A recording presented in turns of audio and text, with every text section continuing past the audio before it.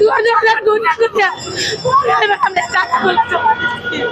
আমার কাছে আমি মধ্যে গেলে শান্তি হইতাম। আমার পোলাটা এখনো অসুস্থ, আমার পোলাটা এদিন পুলিশে ঢুকে রেখেছে হাতে আমার পোলা দিচ্ছে বলে গেছে টাকাও গেল, আমার ছেলে পুলিশের বাইরে পাইলো, আমার পোলা বর্তমানে দিচ্ছে বড়া। তাহলে আমরা কি বাঙালি, আমাদের কি দেশ, আমাদের কোনো হাল নাই, আমাদের কোনো বিচার নাই। আমরা কি দরজা ভিক্ষা করবো? আমরা কি দরজার দলে ভিক্ষা করবো? তাহলে আমরা কিসের নাটকি? আমাদের কোনো যদি সহায়তা আমরা না পাই, আমাদের পাশে কেউ না দাঁড়ায়।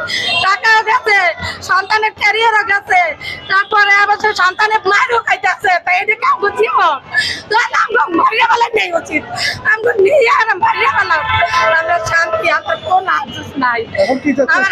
আমি চাচ্ছি যদি আমার টাকাগুলো ফিরে দেওয়া হইতো, আমি মাছের ঋণগুলো কিছু তো দিতে পারতাম, ওরা তো কিছু সান্ত্বনা পাইতো। এখন তো আমার সব কিছু আমার নিজের বিপে করলে হলে এত টাকা আমার দ্বারা সম্ভব না, সম্ভব না। বুঝলেন না, আমার সব শেষ, আমার কিচ্ছু নাই।